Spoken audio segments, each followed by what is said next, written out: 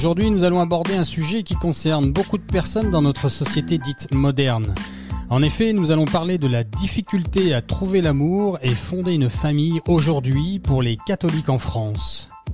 Pour ce faire, nous allons dans quelques minutes accueillir le père Guy Pagès de l'archidiocèse de Paris et que je laisserai se présenter lui-même. Avec le père Pagès, nous allons tenter de comprendre pourquoi est-ce si difficile de se rencontrer dans un premier temps, mais aussi et ensuite de s'entendre, d'être compatible pour fonder un foyer stable pour les enfants d'une part, ainsi que solide pour l'union des parents afin qu'ils puissent traverser les inévitables épreuves de tout mariage. Nous écouterons le père Pagès nous rappeler la volonté de Dieu révélée à travers sa parole, à la fois dans les Saintes Écritures, mais aussi la sainte tradition de l'Église. Une sorte de bouche à oreille partant de notre Seigneur lui-même, qu'il transmit aux apôtres, et ensuite traversant les siècles à travers la fameuse ligne apostolique ininterrompue jusqu'à nos jours. Avant d'accueillir le père Pagès, permettez-moi de vous inviter à cliquer sur le petit j'aime de cet épisode ou les étoiles du podcast, ainsi qu'à vous abonner à notre chaîne, afin d'être alerté dès qu'un nouvel épisode ou une nouvelle émission sera diffusée en ligne. Ceci améliore aussi notre positionnement sur Internet. D'avance, merci pour cette contribution. J'accueille donc le père Guy Pagès. Bonjour mon père. Salut Cyril. Vous allez bien ? Oui. Alors père, puis-je vous demander, père, de vous présenter à nos auditeurs, s'il vous plaît? Eh bien, donc je suis le père Guy Pagès, je suis prêtre de l'archidiocèse de Paris. C'est la 28e année de mon sacerdoce. J'ai été prêtre en plusieurs diocèses de France ainsi qu'à l'étranger à Djibouti pendant 1 an. Et la crise étant partout, n'est-ce pas, comme chacun sait, y compris dans l'Église, je me retrouve déjà depuis longtemps au chômage. Ok. Mais vous ne chômez pas sur Internet, en tout cas. Écoutez, c'est pas Internet n'est pas pour moi l'essentiel et la première activité. C'est la prière qui est le plus important, n'est-ce pas? Gloire à Dieu. Je fais ça, histoire d'honorer mon sacerdoce et mon baptême, car nous sommes tous, en vertu de notre baptême et de notre sacrement de confirmation, comme le disait Jean-Paul II, le rappelait Jean-Paul II, députés à l'apostolat, car on ne possède que ce que l'on donne. Et donc, je suis très heureux, mon cher Cyril, que vous entrepreniez, vous qui êtes un converti de fraîche date, le devoir de donner, communiquer ce que vous avez reçu. Gloire à Dieu. Donnez et l'on vous donnera. La condition pour avoir la foi, c'est de la donner. Saint Paul dit ça dans l'Épître aux Romains, chapitre 10, versets 9 à 10. Si tu crois dans ton cœur que Jésus est ressuscité, et si tu confesses de ta bouche qu'il est Seigneur, alors tu parviens au salut. Autrement dit, il suffit pas de croire, il faut encore confesser pour arriver au salut. Mmh.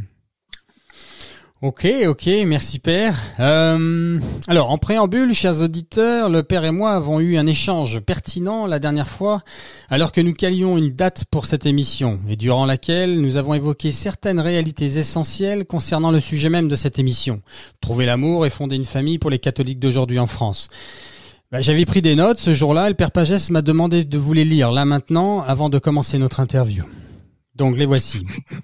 Nous disions avec le père Pagès qu'afin d'appréhender la vie et notamment notre vocation sur terre, et tout particulièrement en ce qui concerne celles et ceux qui se sentent plutôt appelés à fonder une famille, qu'afin d'appréhender la vie donc, il était crucial d'être conscient des réalités de notre état en tant qu'être humain. C'est-à-dire que, d'une part, le bonheur n'est pas de ce monde. Ici-bas, chacun, chacune ne peut vivre que des moments de bonheur. Un mariage, la naissance d'un enfant, un beau voyage, un baiser d'amoureux, une réussite à un examen, un moment de prière, que sais-je. Tout événement procurant la sensation profonde de bonheur et de joie. Mais la vie sur terre reste essentiellement laborieuse. Le Seigneur ne dit-il pas « chaque jour suffit sa peine ». Sommes-nous faits pour le bonheur ? Absolument. C'est même l'attribut essentiel de la créature humaine.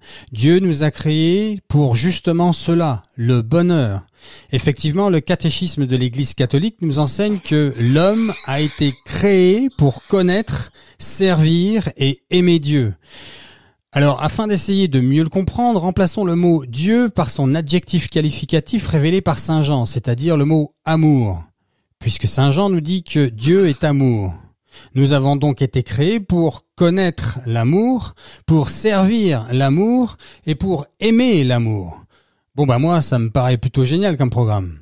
Sauf que nous oublions, tout particulièrement, nous les catholiques, que nous ne sommes ici qu'en chemin vers ce bonheur, et que le Seigneur nous enseigne qu'afin de le gagner, ce bonheur, nous devons choisir la voie étroite, le chemin resserré et difficile qui mène à cette vie heureuse et éternelle. Pour le dire autrement, nous sommes aujourd'hui tellement éloignés du chemin, la vérité et la vie qu'est le Christ, que nous agissons et planifions notre existence sur terre comme s'il n'y avait que ce bref passage ici-bas, et que l'unique but de cette courte vie serait de prendre un maximum de plaisir, et encore tant que l'on a la santé. Certes, nous possédons toutes et tous dans notre cœur un désir profond et légitime d'être heureux, mais cela est un don de Dieu appelé l'espérance, la fameuse vertu théologale d'espérance que nous enseigne une fois encore le catéchisme de l'Église catholique. Une autre chose que nous avons évoquée avec le Père était que nous tous, les hommes et les femmes d'aujourd'hui, sommes pollués par l'esprit du monde, notamment depuis les années 60 en France. Et aujourd'hui donc, près de 65 ans plus tard, l'esprit du monde a réussi à transformer les mœurs, à pervertir la masculinité et la féminité d'une manière si profonde que cela est devenu quasi naturel pour l'écrasante majorité des hommes et des femmes d'aujourd'hui. Notamment nous, les catholiques, qui non seulement sommes censés être conscients de toutes ces choses, mais aussi de les transmettre. Or, qui le transmet aujourd'hui? Dans quelle paroisse en France dit-on les vérités aux fidèles? Seigneur, prends pitié. Voilà en préambule ce que nous avions évoqué avec le Père Pagès avant de préparer cette émission. Mon Père, je vous laisse réagir. Réagir. Écoutez, alors c'est vrai que ici-bas, notre vie est marquée par les conséquences du péché, que donc nous ne pouvons pas vivre comme nous le vivrons, cet amour dont vous parlez au ciel. Mais déjà, par notre foi, nous pouvons justement déjà nous réjouir de la même vie qui est celle des bienheureux dans le ciel, car il n'y a qu'une seule vérité, qu'un seul Christ, qu'un seul amour, et nous le connaissons par la foi, mais c'est bien ce même amour dont jouissent les saints du ciel. Donc nous pouvons déjà par la foi, à travers toutes les épreuves, justement, tous les obstacles, déjà goûter à ce bonheur du ciel. Moyennant la foi, encore une fois, c'est pas quelque chose qui nous est dû, c'est pas quelque chose qui nous est donné indépendamment de notre volonté, de notre désir. C'est un cadeau qu'il nous faut recevoir. Vous savez, Jésus dans l'Évangile, il dit, je parle ainsi dans le monde afin que vous ayez en vous ma joie et que votre joie soit parfaite. Et votre joie, nul ne vous l'enlèvera. Donc quand on connaît le Christ, on connaît vraiment déjà sur la terre cette plénitude du bonheur qui nous est proposé et donc on peut déjà par anticipation goûter. C'est très important pour pas imaginer qu'on vit comme ça sur la terre au petit bonheur, la chance, et que finalement ce qu'on désire, on ne sait pas si on l'aura. Non, on l'a déjà. Et on apprend justement à le goûter. Et le mariage est précisément ce bonheur que Dieu donne à l'homme et à la femme, ce bonheur naturel qu'il leur donne pour qu'en s'aimant, ils découvrent Dieu. Et donc c'est un chemin privilégié pour accomplir ce désir de bonheur que nous portons tous, n'est-ce pas? Tous nous voulons ça. On voit les petits-enfants à la maternelle, déjà tout petits, qui jouent au papa et à la maman. On porte tous cette vocation à aimer une personne différente de nous, parce que c'est dans ce don qu'on s'accomplit, qu'on trouve le bonheur. Et quand c'est réciproque, c'est là vraiment où nous trouvons cette plénitude.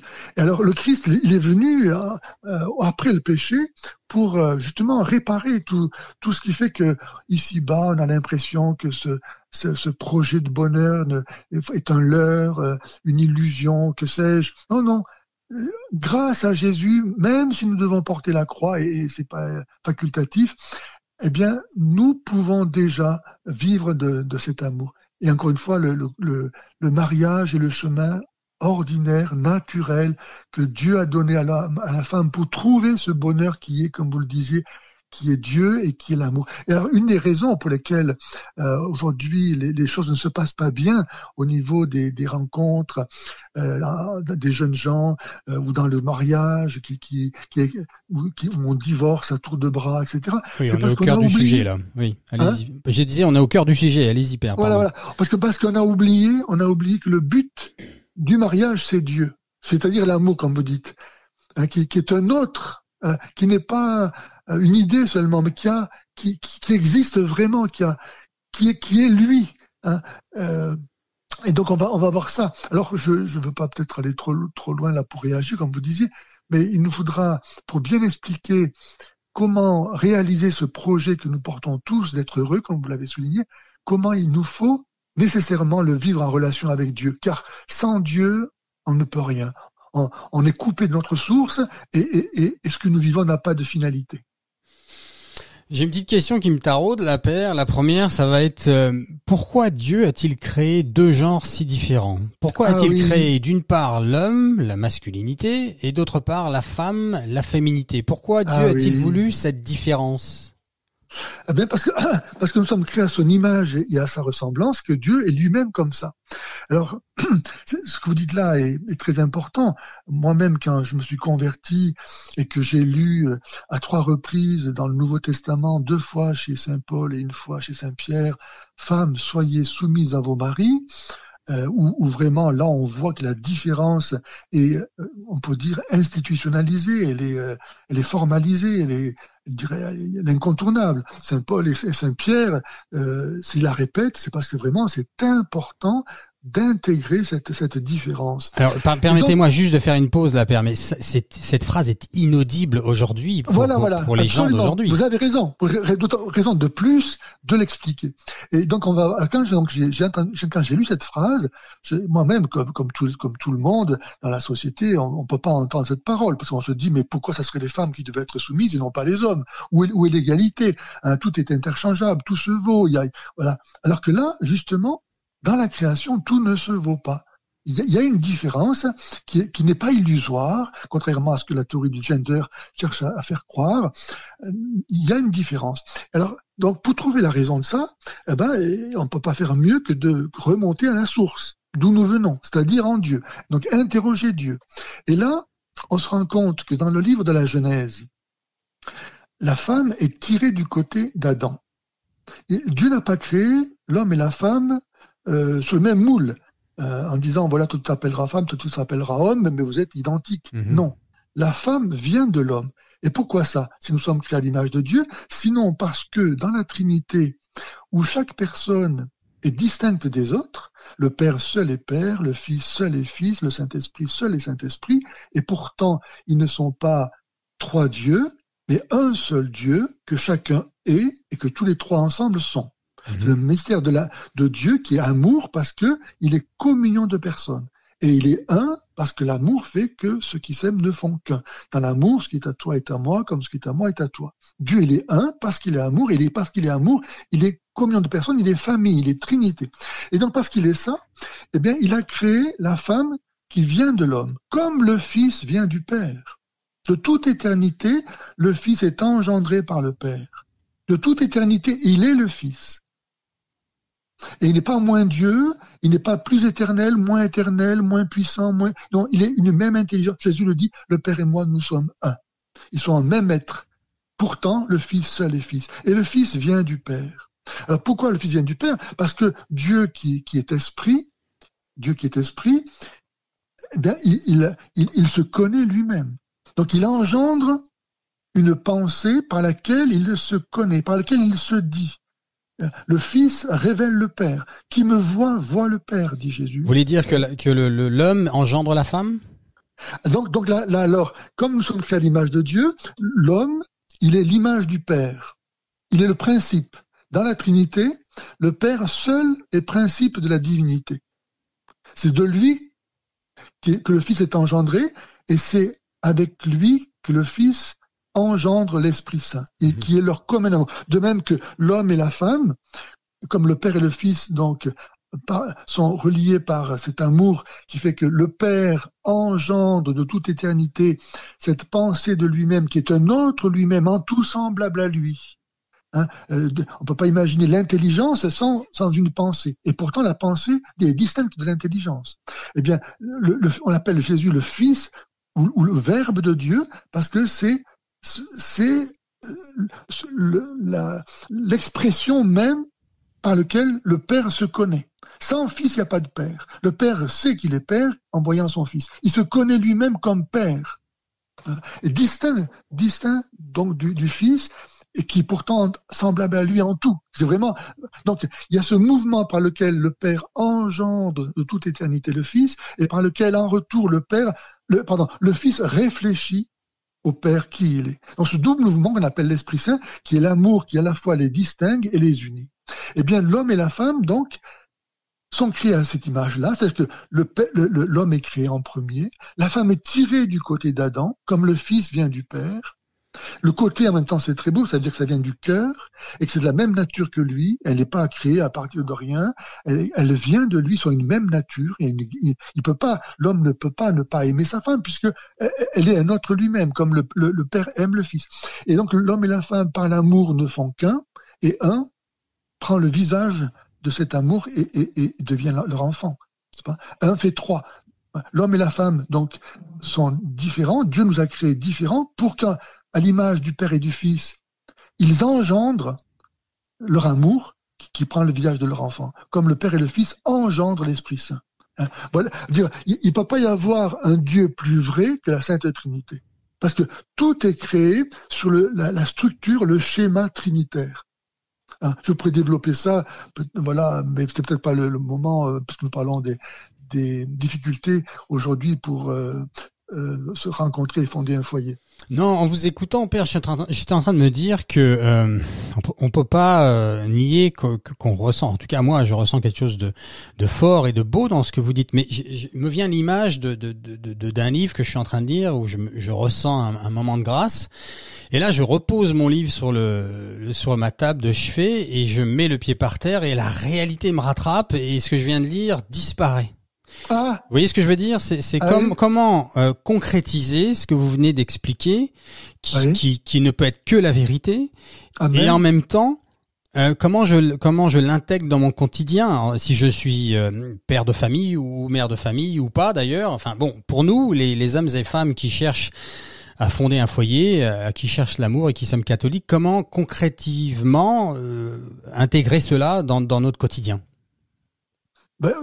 En fonction des événements qui se présentent.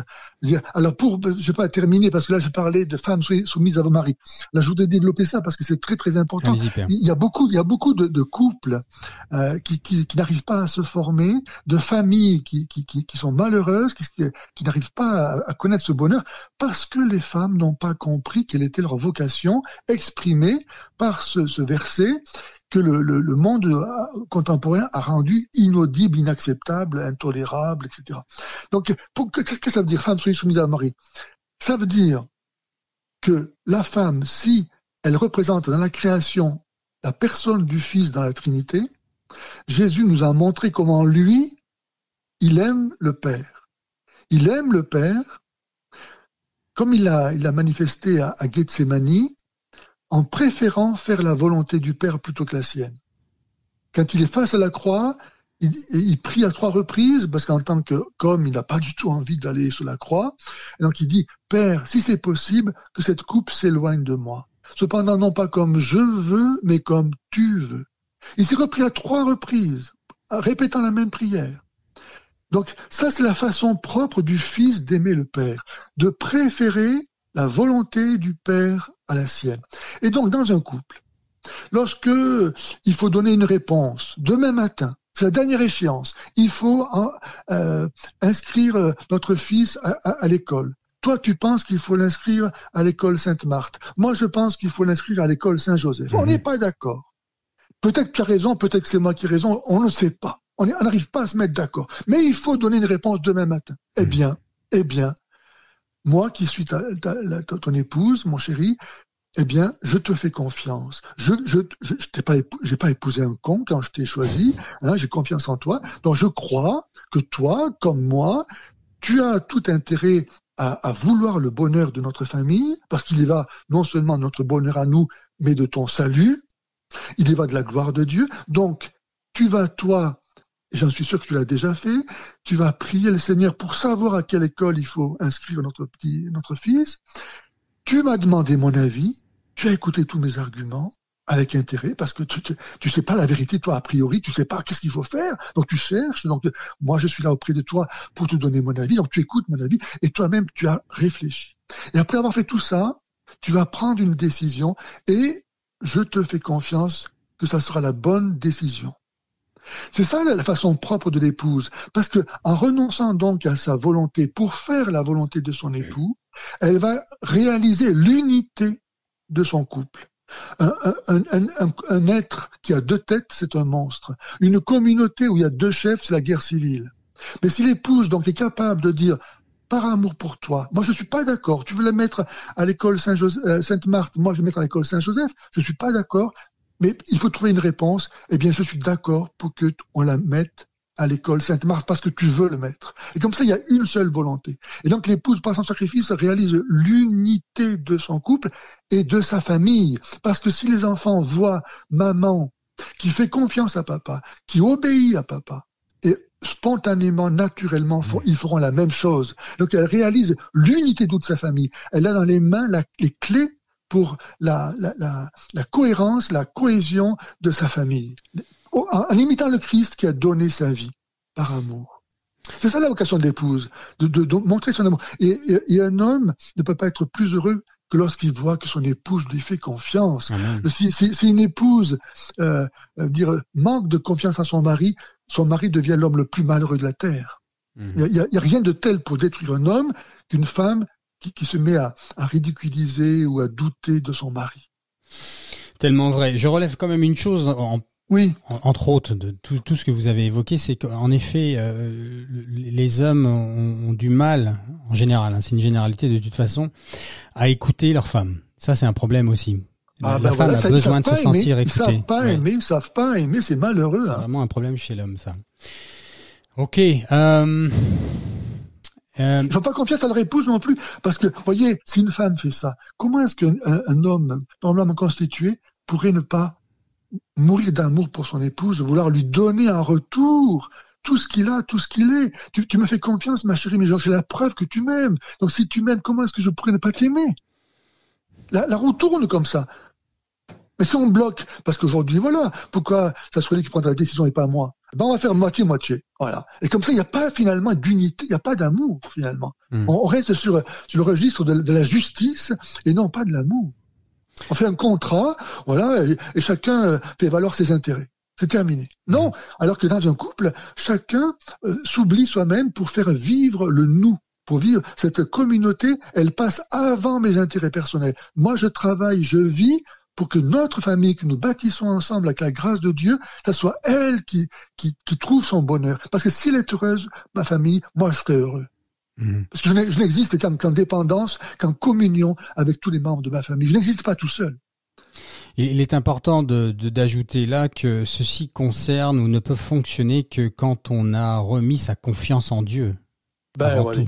Sans Dieu, on peut rien central, faire. C'est sûr. Il faut être christocentré, là. On fait n'importe quoi. Ouais. On fait n'importe quoi. Quand on ne connaît pas le mode d'emploi, quand on ne connaît pas donc ce mystère d'alliance que Dieu a voulu, parce qu'il est lui-même amour, c'est comme ça. La vérité sur Dieu, c'est que Dieu est amour. La bonne nouvelle que l'Évangile annonce au monde, c'est ça. Et tout homme, toute femme veut entendre ça, savoir qu'elle est aimée d'un amour inconditionnel. Et quand on sait ça, alors à ce moment-là, on peut tout supporter. Dans un couple même, s'il y a pas, comme vous disiez, le bonheur parfait et absolu auquel nous désirons parvenir, mais nous savons que Dieu nous aime. Eh bien, c'est ça qui compte. Même si ma femme ne me donne pas tout le bonheur que moi je voudrais parce qu'elle a des défauts, parce qu'elle est limitée, etc. Mais c'est pas grave. Moi, je me suis pas marié uniquement pour l'amour de ma femme. Je me suis marié d'abord pour faire la volonté de Dieu, pour apprendre à aimer Dieu.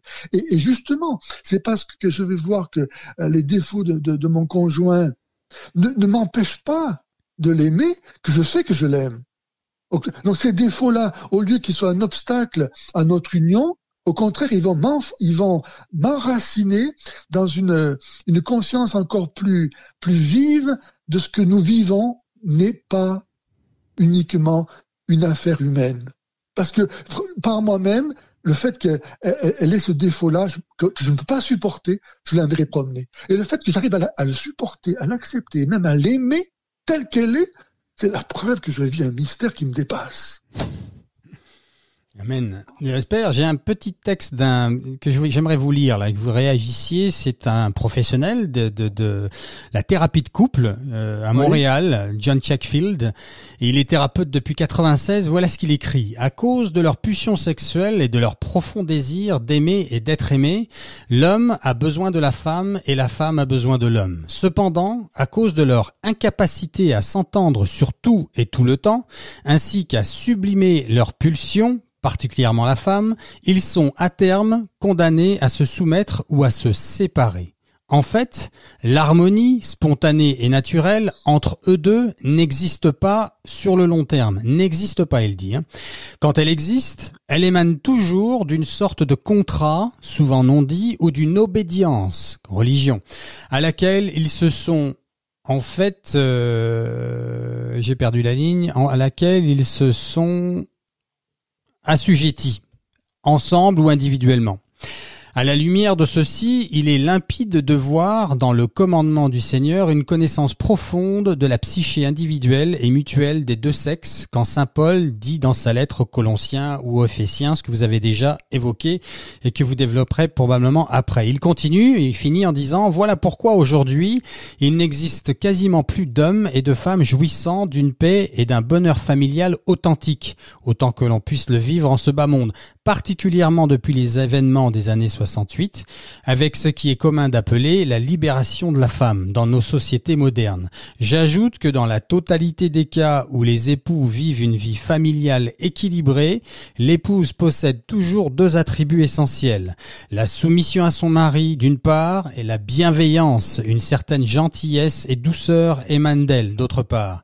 On y trouve toujours l'un et l'autre, particulièrement quand le couple traverse les épreuves de la vie, alors que l'amour de l'époux envers sa femme, ainsi que sa capacité à accepter l'insoumission de son épouse seule ne suffisent jamais. À cause de l'indépendance de la femme, le couple finit toujours par se séparer. John Checkfield. Et voilà, c'est un constat de ce que moi-même j'évoquais à l'instant, à savoir que lorsque l'épouse ne sait pas aimer, selon sa vocation, telle que le Christ nous a aimés, c'est-à-dire en étant capable de faire le sacrifice d'elle-même, elle rend impossible la réalisation de l'unité de son couple et donc de sa famille. Donc le Christ vient vraiment l'exemple du Christ nous sauve. C'est quand même merveilleux pour une épouse de se dire mais je suis pas toute seule à prendre cette croix sur moi, de devoir renoncer à ma volonté. Et le Christ est passé par là, donc je fais que l'imiter, donc je suis sur le bon chemin. Je peux pas faire mieux. Ma vie ne peut pas avoir un accomplissement, une perfection supérieure qu'en imitant le Christ d'une part, et d'autre part. Encore une fois, si j'ai épousé mon mari, après avoir appris à le connaître, je n'ai pas épousé encore un abruti, donc c'est un bonheur de l'aimer. On choisit son époux, c'est ça. Je l'admire, exactement. Et puis, vous vous rappelez dans le livre de Tobie, où là, il est dit noir sur blanc, n'est-ce pas, que Dieu a prévu de toute éternité tel homme pour telle femme. Donc nous vivons un mystère, ou bien l'Épître aux Éphésiens, saint Paul dit que Dieu nous a créés en vue des bonnes œuvres pour lesquelles nous avons à les accomplir, en vue des bonnes œuvres que nous devons réaliser dans le Christ. Donc les bonnes œuvres elles-mêmes, le bien que nous devons faire a été voulu, pensé par Dieu. Donc je suis pas, voilà, quand on connaît le chemin et que ce chemin est celui de l'amour, mais comment ne pas être heureux? Qu'est-ce qui ressort le plus de vos accompagnements au mariage, Père? Alors c'est sûr que il faut savoir que nous, donc dans le milieu catholique, même s'il est atteint par l'influence du monde, il est quand même distinct de tous ceux qui ne veulent pas se marier. Hein. Vouloir se marier, ça veut dire fonder notre relation d'amour, non pas sur l'instinct, mais sur la liberté. C'est comprendre que notre relation, alors tout à l'heure dans la citation que vous donniez, quand l'auteur évoquait la relation sexuelle comme étant finalement le tout de la vie, et que si ça marche pas, il n'y a rien qui marche, évidemment, si la relation est uniquement basée sur l'idée que l'instinct nous unit, ça peut pas aller très loin. Par contre, si on sait ce qu'est un homme et une femme, c'est-à-dire créé à l'image de Dieu, appelé à l'amour n'étant pas le plaisir, hein, les animaux ont du plaisir, les mauvaises gens ont du plaisir, mais le bonheur, il n'y a que ceux qui ont la conscience en paix face à Dieu, qui peuvent en jouir. Le plaisir est éphémère, le bonheur dure, il ne change pas, il grandit, mais il ne passe pas, parce qu'il est vrai. Bon, tout ça pour dire que quand on est dans le régime chrétien, on veut fonder sa relation, donc non pas sur l'instinct ou la passion, mais sur la liberté, car on n'est pas obligé de se marier. Les animaux dans la nature, quand c'est l'époque du rut, ils se rencontrent, ils s'accouplent, il n'y a pas de problème. Et les hommes peuvent faire la même chose, ils se rencontrent, ils se plaisent, ils se mettent ensemble. Ok. Vous parlez de l'engagement, là.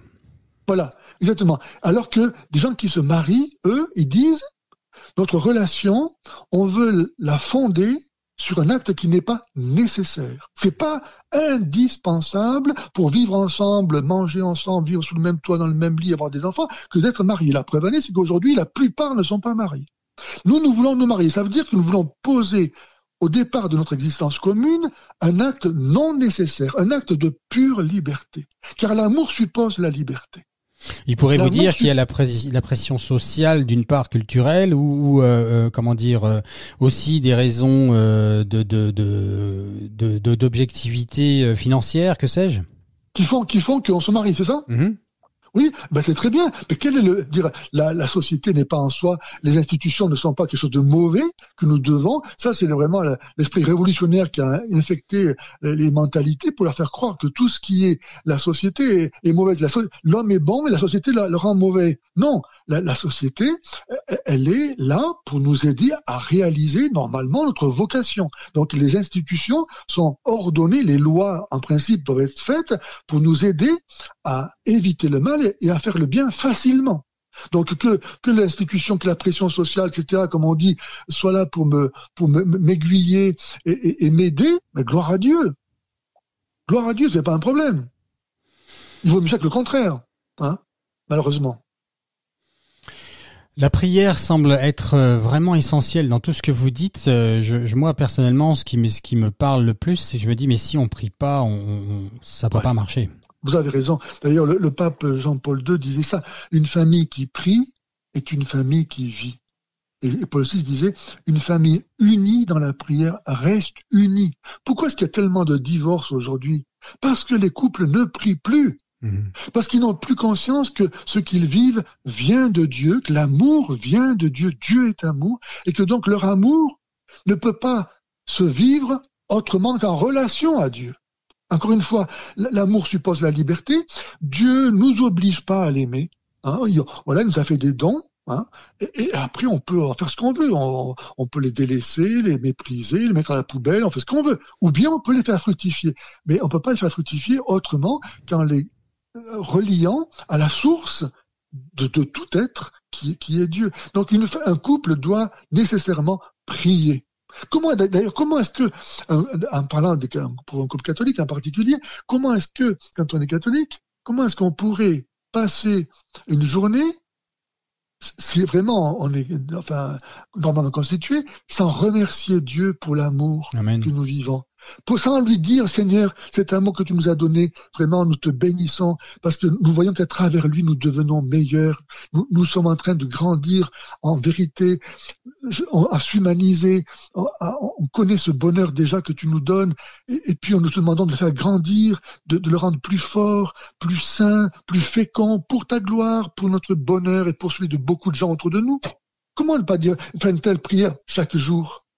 Et puis ensuite, quand on a des enfants, c'est le devoir en particulier du chef de famille de conduire la petite communauté que Dieu lui a confiée sur le chemin non seulement de la vie du temps, mais de l'éternité. Et donc, si les enfants voient papa et maman incapables de passer une journée sans parler à Dieu, sans lui dire qu'on l'aime, mais tout naturellement, eux, ils feront la même chose, ils vont vivre avec Dieu comme avec quelqu'un qui est présent dans leur vie et pour qui ils vivent et en qui ils peuvent avoir confiance.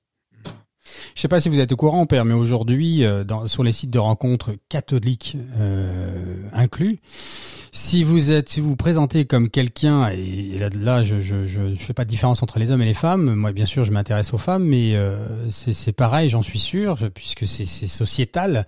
Si vous vous présentez comme quelqu'un de priant, vous êtes un extraterrestre, hein. Oui, écoutez, c'est pas grave, faut assumer, hein.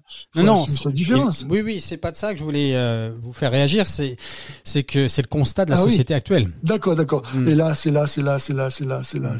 bien sûr.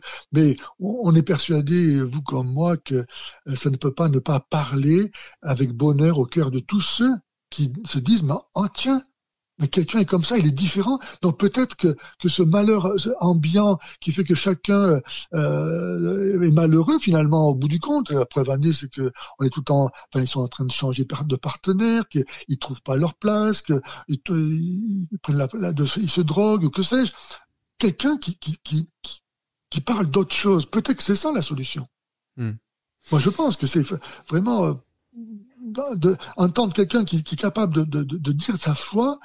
Parce que finalement, qui que nous soyons, où que nous soyons, nous sommes là en tant qu'envoyés du Seigneur. Nous sommes les serviteurs du Seigneur. On travaille pas pour soi, on vit pas pour soi, on vit pour le Seigneur. Donc, dans tout ce que nous faisons, il nous faut proclamer la gloire de Dieu. Et ça suffit. Alors, pour le reste, les conséquences après, ce que j'en font, c'est pas notre problème à nous. Vous avez évoqué quelques phrases de la parole du Seigneur. Je peux vous demander de nous donner encore quelques éléments élémentaires de base sur la parole de Dieu, sur la volonté du Seigneur pour les couples, pour la femme et pour l'homme. Qu'est-ce que nous dit le Seigneur? Alors, ce qu'il dit le Seigneur, c'est assez étonnant de voir comment dans la Bible, n'est-ce pas, une référence pour nous majeure, du premier livre au dernier, il est question de noces. Ça commence avec la création d'Adam et Ève, la célébration de leur amour, et ça se termine avec le repas des noces de l'agneau dans la Jérusalem céleste. Donc du début à la fin, on parle que ça, parce qu'en fait Dieu il est comme ça. C'est une histoire d'amour. Une histoire d'amour. Et ce qui est merveilleux, c'est que Dieu n'a pas voulu garder ce bonheur pour lui, mais il nous a créés pour que nous puissions en jouir nous-mêmes, et y être associés. Alors, donc, de même que dans Dieu, le principe de la différence est constitutif de l'être divin, eh bien, ce principe-là permet à Dieu non seulement de créer, ce qui n'est ni nuit ni rien, quelque chose de différent, et parce que donc nous sommes créés, que nous sommes ni Dieu ni rien, mais créés par Dieu, pas pour autre chose, pas pour moins que la gloire, le bonheur de partager le bonheur même de Dieu, d'être Dieu, c'est-à-dire de vivre en communion, un peu comme un fils adoptif et prend part à la table familiale et il vient s'asseoir là, au même titre que les autres enfants, et il a droit comme les autres enfants à la même vie. Nous, c'est pareil, on n'existait pas, Dieu nous a créés et nous appelle à partager son bonheur. Eh bien, ce principe constitutif de l'être divin qui est la différence et qui est nécessairement inscrit entre le créateur et la créature, voilà qui va être comblé par la présence du Christ, Dieu incarné. qui est à la fois vrai Dieu et vrai homme.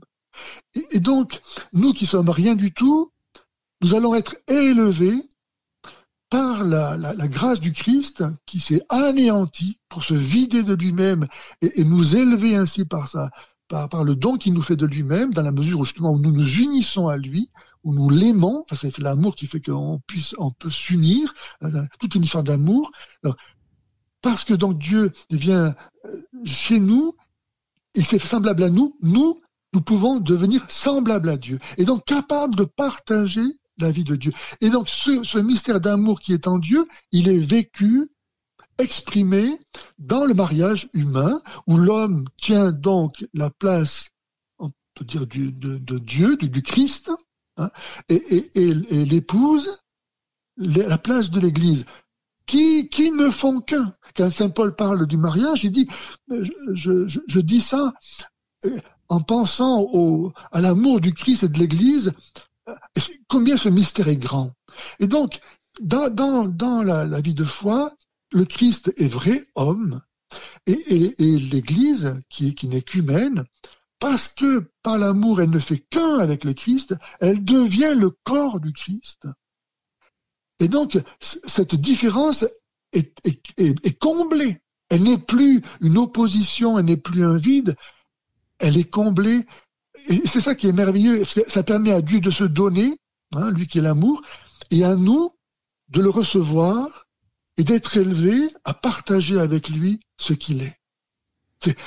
Donc, le mariage représente ça. C'est pour ça que c'est un sacrement. C'est-à-dire, c'est un signe qui réalise ce qu'il signifie. C'est-à-dire qu'il rend présent le Christ dans le mystère de l'amour qu'il nous fait de lui-même. Quand on voit un couple, on doit se dire, mais oui, l'amour existe. Mais oui, l'amour est fidèle. Mais oui, l'amour est fécond. Et donc, ça rend, c'est une présence du Christ. C'est ça, c'est fabuleux, quoi. C'est fabuleux. Ça l'est. Effectivement. J'ai deux choses dont je voulais vous parler et vous faire réagir. La première, c'est la réalité, l'intégration dans ce monde moderne, encore une fois, de la chasteté, de la pureté dans l'entrée des fiancés, dans les fiançailles, dans la préparation au mariage. Alors je vais pas. C'est très important. Oui, j'ai une expérience personnelle avec ça qui est merveilleuse et je voulais vous écouter en fait pour que vous nous invitiez à aimer ça et à entrer dans cette réalité. Alors vous avez raison, parce que donc autant que j'ai bien compris, n'est-ce pas, l'objet de votre émission, c'est d'essayer de prendre conscience, de dire à nos auditeurs quelles sont les difficultés qu'ils peuvent rencontrer pour fonder un foyer chrétien, et évidemment une des difficultés essentielles à ça, c'est le manque de chasteté. Parce qu'aujourd'hui, la société qui rejette Dieu trompe les gens, donc par le fait même, en les écartant de la vérité de l'amour, et leur fait croire que le plaisir, c'est ça, le but de la vie, c'est ça le bonheur. Et donc, voilà, même dans les collèges, voilà que la contraception est gratuite, les parents n'ont rien à dire. Enfin, c'est une abomination de voir à quel point ce monde est en train de pervertir l'innocence des enfants et de ruiner leur existence. Alors pourquoi est-ce que l'Église parle de chasteté? En fait, nous devons tous être chastes, que nous soyons mariés ou pas mariés. La chasteté, c'est la qualité du cœur qui ne tolère aucune faute, aucune tâche entre elle et Dieu, entre elle et la lumière. Donc la pureté, c'est d'avoir cette capacité de réfléchir la gloire de Dieu dans toute sa perfection, en ne tolérant rien qui puisse défigurer en nous l'image de Dieu. Donc nous devons tous être chastes.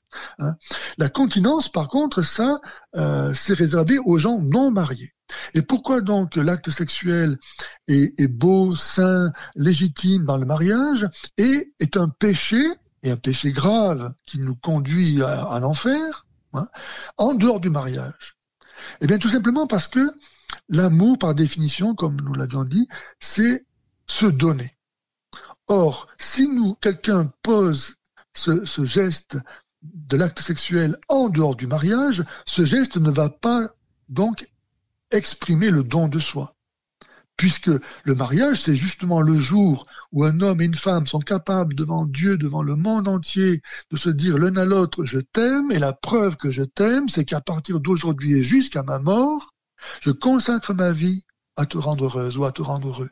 Même si 15 jours après le mariage, tu es grabataire, je te promets que je serai là pour t'assister jusqu'à la fin. Est-ce que celui qui n'aime pas est capable de faire une telle promesse? Évidemment, non.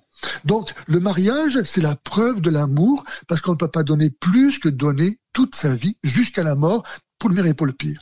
Et donc, l'acte sexuel, une fois qu'il y a eu cette donation de soi libre, consciente, volontaire, à ce moment-là, l'acte sexuel exprime vraiment ce don de soi. Et donc, c'est vraiment un acte d'amour. Par contre, celui qui n'a pas été capable de donner sa vie, s'il pose cet acte-là, il ment. Il fait semblant de se donner, alors qu'en fait, il ne fait que se prêter dans son cœur. Mais l'amour, c'est pas se prêter, c'est se donner. C'est pour ça que c'est un péché. Et donc, les gens qui ont des relations sexuelles avant le mariage, en fait, ils ruinent leur capacité à pouvoir ensuite se donner librement. Parce qu'une fois qu'on s'est engagé avec quelqu'un dans un acte sexuel qui est pas banal, puisque de cet acte sexuel peut naître un enfant, c'est-à-dire l'importance que ça revêt, ensuite, on va plus pouvoir être libre pour vraiment dire oui ou non. On est déjà engagé dans une relation, profondément, comme le sont les gens mariés, par un acte qui nous unit et fait de nous une même chair. Donc ça fausse le jugement, ça empêche d'avoir cette liberté et en même temps, donc ça méprise l'amour, puisqu'on se moque de l'amour. Je pose soi-disant un acte d'amour qui n'est pas un acte d'amour. Le mariage à l'essai, c'est une contradiction dans les termes, car on peut pas faire semblant d'aimer, et on peut pas essayer une personne comme on essaie une paire de chaussures. Donc vivre comme si on était marié sans être marié, c'est se mettre soi-même hors capacité d'apprécier et ce qu'est l'amour et la vérité de la personne que je prétends aimer. Amen. Je voudrais juste faire... Pardon, excuse-moi Cyril, je voulais dire encore une chose à ce sujet, c'est que donc les jeunes gens doivent se garder purs jusqu'au mariage, parce qu'ils ne pourront rien offrir de plus beau à celui ou à celle qu'ils prétendent aimer que ce qu'ils n'offriront qu'à lui ou qu'à elle le jour du mariage, et qui est leur virginité. La preuve, mon chéri, que je t'aime, c'est que je ne t'ai pas confondu avec un autre. Je me suis gardé pour toi. Je te donne quelque chose que je ne donnerai qu'à toi et à personne d'autre. C'est beau. Ouais, il n'y a rien de plus beau que ça. Je voudrais apporter un autre angle, un angle, comment dire, pragmatique. Est-ce que j'ose ce terme? Je suis un homme qui a connu le monde pendant 33 ans et qui a eu beaucoup d'expériences impures, comme on dit.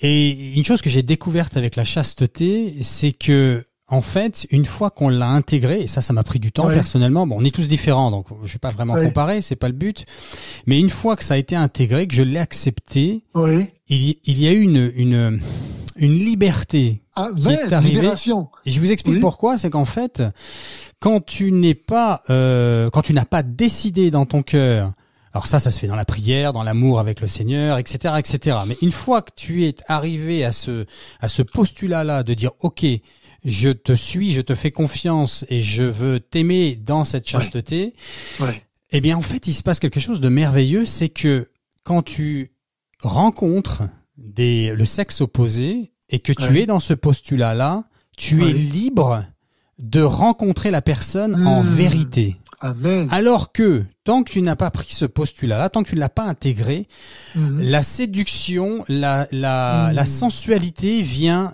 ternir, vient aveugler la relation.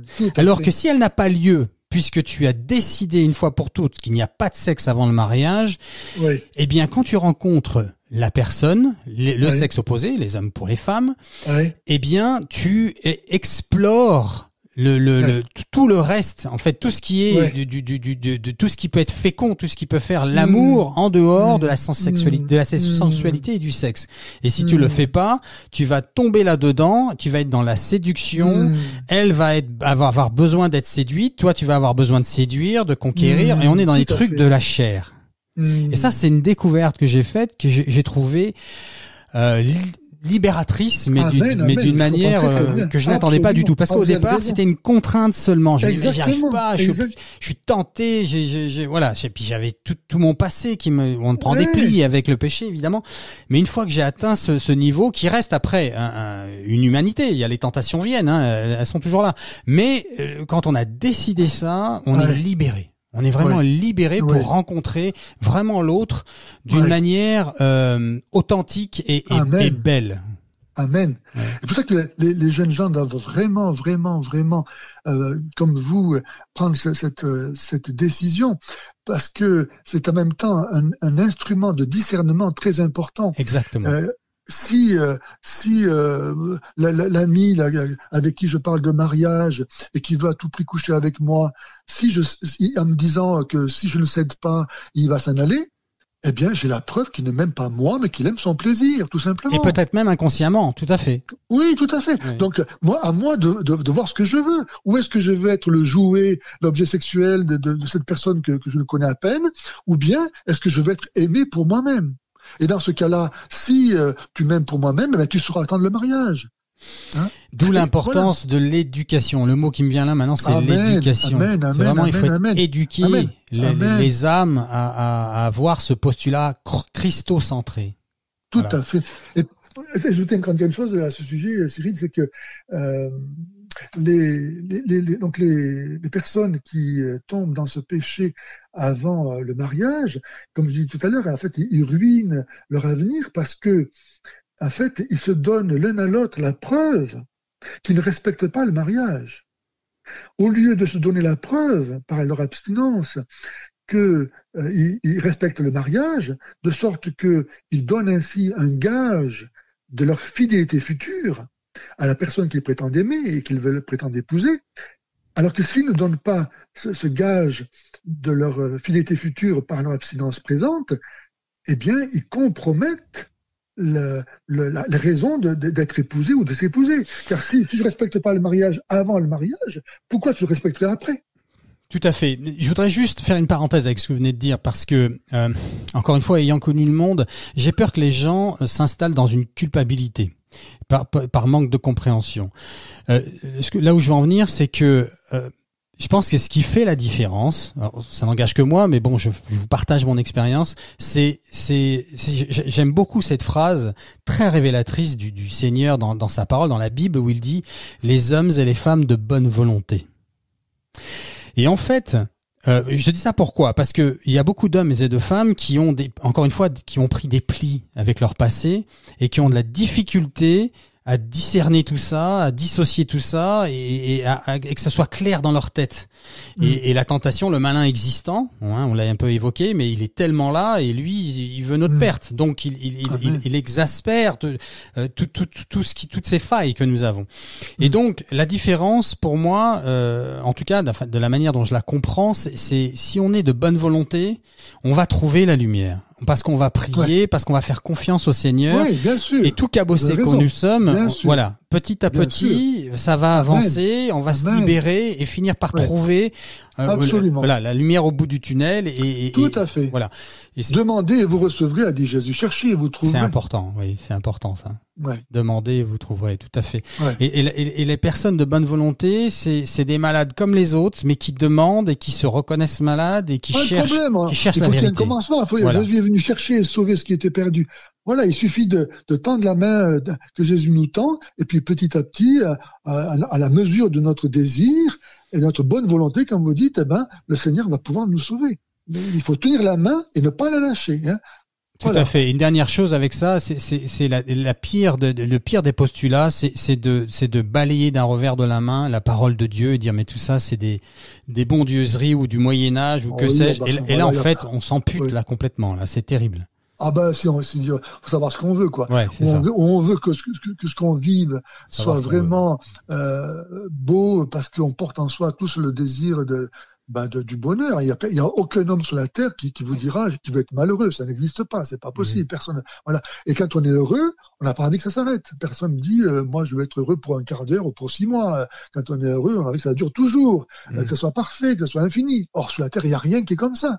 Donc il y a rien qui est parfait, il y a rien qui est infini, il y a rien qui est éternel. Donc on voit bien qu'on est fait pour un bonheur qui n'est pas de ce monde.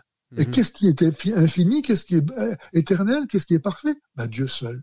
On est fait pour Dieu. Donc ceux qui d'un revers de main balayent ça, en fait, ils rejettent le bonheur qu'ils désirent, en fait. Une chose que je retiens. Pardon. Allez-y, oui. Père, allez-y. Non, allez-y. Je retiens de ce que vous venez de dire aussi, c'est que il faut vraiment regarder dans la même direction, en fait. Pour pouvoir se rencontrer d'une part et construire ensemble. S'il y en a un qui regarde à gauche et l'autre à droite, ça peut pas fonctionner. D'ailleurs, c'est pour ça que Saint Paul disait, mariez-vous dans le Seigneur seulement.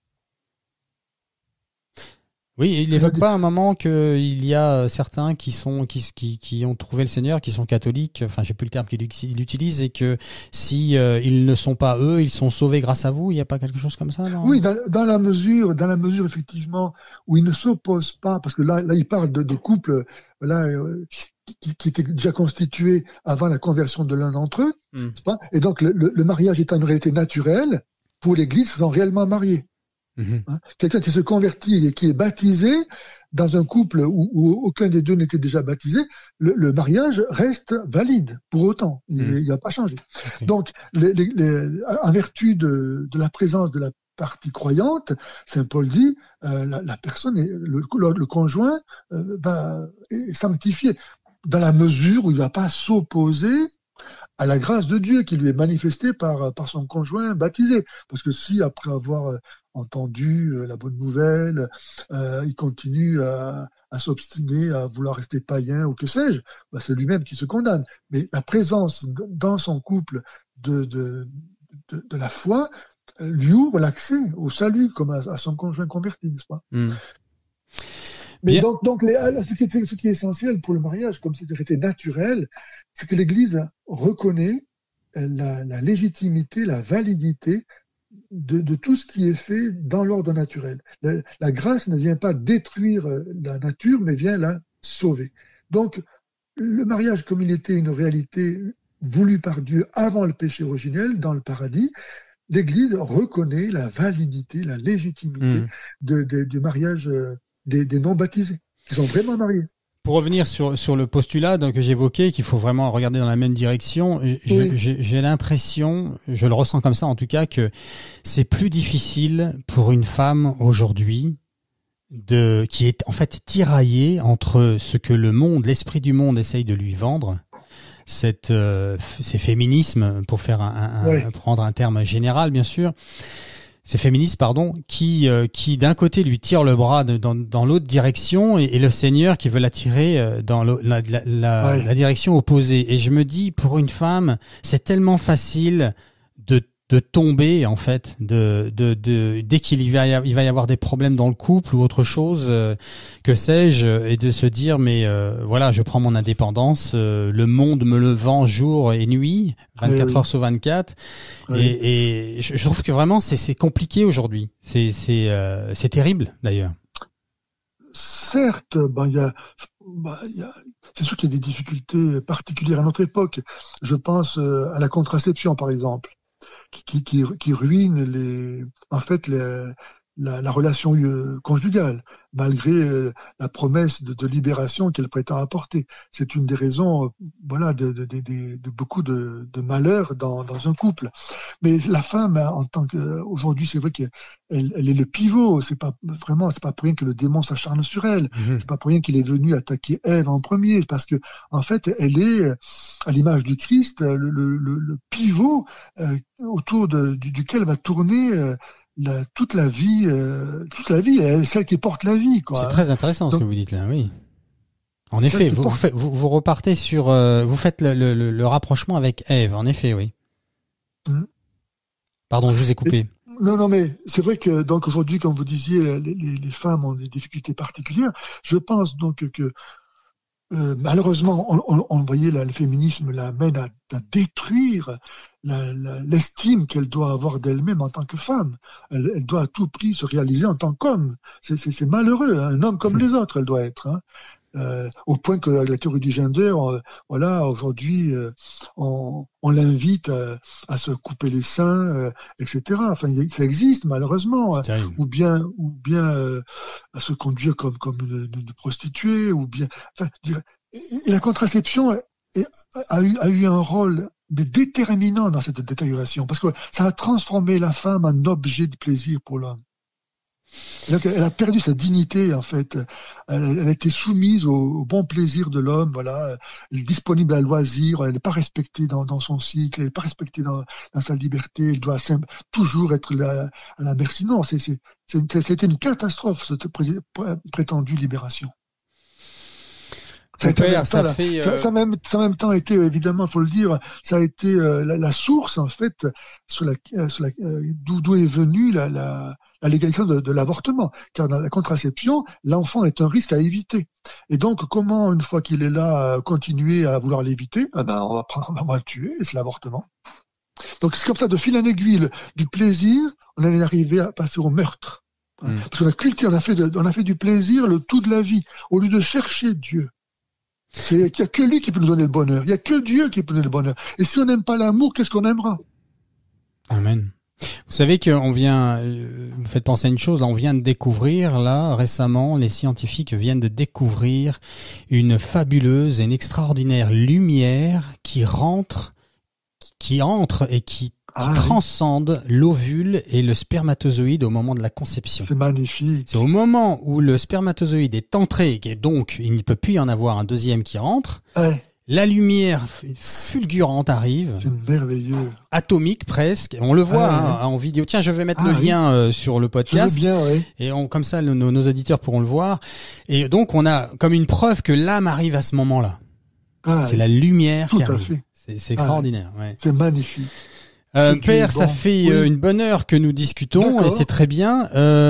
J'aimerais terminer, on va prendre notre temps, mais j'aimerais terminer avec des points pragmatiques, des conseils à donner à nos auditeurs, hommes et femmes, pour les clés du bonheur et pour fonder une famille et faire quelque chose de positif. Qu'est-ce qu'on peut leur dire? Qu'est-ce qu'on peut partager? Alors, mon cher Cyril, déjà, on peut faire un petit récapitulatif de ce que nous avons évoqué. Donc, nous avons déjà signalé le devoir de la chasteté. C'est pas, l'acte sexuel a une signification qui doit être respectée. Il est l'expression du don de soi. Donc je dois déjà décider, moi, tout seul, homme ou femme, d'être chaste dans ma vie pour trouver mon conjoint et ma conjointe. Amen. Okay. Amen. Parce que l'acte sexuel, évidemment, il a une caractéristique propre qui est vraiment ce plaisir permet de porter le fardeau de la vie quotidienne. Il vient dans la vie du couple. Je dirais embellir, enchanter la relation. Je le décide et si je tombe, je vais me confesser, je me relève et je garde la même décision. Amen, amen, amen, amen. Voilà. Donc ça c'est vraiment sacré, c'est sacré. On ne doit pas toucher à ça, on ne peut pas profaner ça. Ensuite, il faut se former, il faut apprendre à se connaître.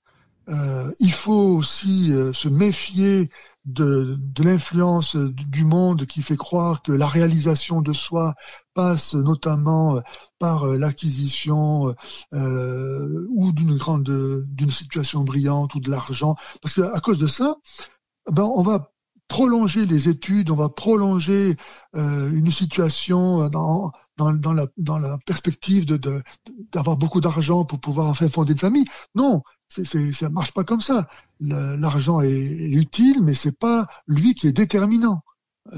Donc attention à ne pas faire passer la réalisation de soi à l'image du monde avant l'obéissance à la volonté de Dieu qui va se manifester dans telle rencontre, voilà. La vie de prière, il faut demander à Dieu de nous guider, de savoir reconnaître sa volonté dans les événements. Se garder comme de la mort, évidemment, de la pornographie, de toute cette culture qui encore une fois, qui humilie fausse le regard qu'on peut porter sur autrui comme sur soi-même, et qui ensuite aura des conséquences dans la vie conjugale. Hein. Ça ne faut pas s'imaginer, parce que là, ça a une influence, ça affecte profondément la personnalité et l'aptitude à aimer. C'est un mensonge. Voilà. C'est un mensonge. Que ça excite, que ça attire. Ok, la chair est faite ainsi. Mais c'est un mensonge du malin.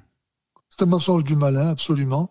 Quand Jésus dit, celui qui regarde une femme avec concupiscence a déjà commis l'adultère avec elle, ça montre bien la gravité de ceux qui se laissent aller à regarder la pornographie. C'est une drogue, en fait. Oui. Au bout d'un moment, on peut plus s'en défaire, ça devient une catastrophe. Bon. Donc, exclure aussi toute perspective de contraception. Hein, voilà. Pourquoi la contraception est un péché? Parce que elle nie l'union. Hein. Si je prends une contraception et que je pose l'acte d'amour qui est censé nous unir, là, j'empêche que cette union puisse être féconde. Donc, je détruis la signification même de l'union. Car l'amour est fécond par nature. Il faut arrêter de croire que le sexe est un loisir. Il faut arrêter de croire que le sexe est un loisir. Exactement. Et ça ne veut pas dire que toutes les unions doivent être légitimes, doivent être fécondes pour autant. Ça veut dire qu'il faut apprendre à se connaître. Les jeunes femmes doivent apprendre ça en premier lieu, pour savoir gérer leur fertilité. Et donc, comme l'Église l'enseigne, elles doivent apprendre à, si besoin, à savoir reconnaître leur cycle, quand est-ce qu'elles sont fécondes, quand est-ce qu'elles ne sont pas fécondes. Hein. Et ça, c'est très important. C'est un chapitre qui est complètement occulté. Il n'y aurait pas besoin de contraception si les gens pratiquaient la régulation naturelle des naissances. C'est très, très, très, très important. Il y a plusieurs avantages à ça. Le premier, c'est que ça développe nécessairement la maîtrise de soi. Hein, tu es féconde, donc on n'a pas d'union pendant cette période. Donc moi, j'apprends à me retenir, donc j'apprends à me maîtriser. Et si l'amour est le don de soi, eh bien, pour pouvoir se donner, il faut d'abord se posséder. D'abord être maître de soi. Plus je me posséderai, plus je pourrai me donner et plus je pourrai aimer. Ensuite, cette méthode, en développant aussi la confiance, tu me dis que tu es féconde, tu me dis que tu n'es pas féconde, je te fais confiance. Donc ça développe là encore l'amour. Mmh. Ensuite, cette méthode, elle ne peut pas se vivre autrement qu'avec un dialogue. Hein. Avec la contraception, on peut s'unir sans se dire un mot. Hein. Là, c'est plus possible. On doit parler. Donc ça développe la confiance et le dialogue. Et on sait bien que dans un couple, quand il n'y a plus de dialogue, on sent de la faim. Ensuite, ça respecte aussi la dignité de la femme. Je t'aime comme tu es. Tu es féconde, je t'aime féconde. Tu es pas féconde, je t'aime pas féconde. Mmh. J'ai pas besoin de te trafiquer pour te faire autrement que tu n'es. Je t'aime comme tu es. Donc je te respecte tel que tu es. Et le commencement de l'amour, c'est le respect. Mmh. Ensuite, on sait aussi que la contraception, la pilule en particulier, sont la cause de maladies. Du cancer, du sein en particulier, etc.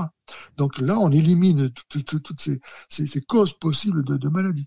Il doit y avoir d'autres avantages encore que je n'ai pas en tête, mais tout ça pour dire qu'un jeune couple une personne doit apprendre à gérer sa fécondité et non pas à pratiquer la contraception qui est une catastrophe, et un péché, hein, reste un péché pour l'Église. Ça détruit encore une fois l'union et la signification de l'amour. On n'a qu'une vie, il faut la vivre en vérité. Amen. Voilà. Mon père, oui. C'est une première, j'en suis très heureux. Je pense que nous en referons d'autres, même avec d'autres sujets. Et l'année prochaine, on passera au vidéo podcast si tout se passe bien. Donc on fera un visu ensemble. Pour ce sujet, j'aimerais, s'il vous plaît, qu'on prie tout simplement pour tous nos auditeurs. Amen. Et pour nous. Amen. Au nom du Père et du Fils et du Saint-Esprit. Alors Seigneur Jésus, toi qui es l'amour incarné, toi qui nous as manifesté par toute ta vie ce que aimer veut dire, nous te prions, Cyril et moi, et puis tous les auditeurs qui sont unis à nous, dans le même esprit, dans ton esprit d'amour, pour toutes les personnes qui cherchent à fonder un foyer, pour te glorifier, pour connaître ce bonheur d'aimer et d'être aimé, parce qu'il n'y en a pas d'autre. Nous te prions, Seigneur, pour que tu daignes les guider et savoir savoir reconnaître ta volonté dans les événements, se laisser guider par ton esprit. Nous te prions pour tous ceux aussi qui ont connu des drames, des échecs, afin qu'ils ne se laissent pas accabler, mais qu'ils sachent qu'avec toi et en toi, qui est ressuscité, la mort, l'échec, le péché ne peut pas avoir le dernier mot. Et que tu réserves une vie encore plus belle à ceux qui, après avoir péché, peuvent te demander pardon et changer de vie. Nous te prions, Seigneur Jésus, donc de bien vouloir bénir tous ceux qui souffrent de solitude, afin que ils sachent que même dans le mariage, le conjoint le plus aimé, le plus merveilleux, ne peut pas combler complètement leur cœur, que cette solitude est la place où tu te tiens. Amen. Et donc il faut savoir venir te retrouver là. Qui que nous soyons, ce manque, toi seul peux le combler. Seigneur, que par la puissance de ton Esprit Saint, daigne conduire toutes les âmes donc, qui souffrent de solitude à savoir te trouver, toi là, qui est là dans la solitude. Et parce que tu es l'amour, tu ne t'imposes pas.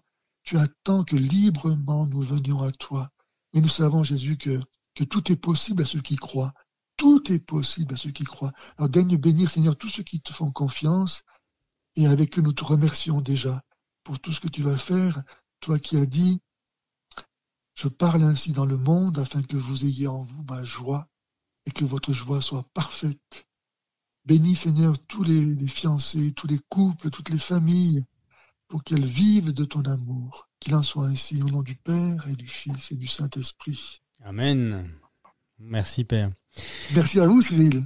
Eh bien, je vous dis à bientôt. Je vais vous inviter à préparer Noël d'une manière la plus merveilleuse qui soit. Je pense que c'est le meilleur temps de l'année. Et je vous dis à bientôt, Père. On programmera une émission plus tard. D'accord. Ok.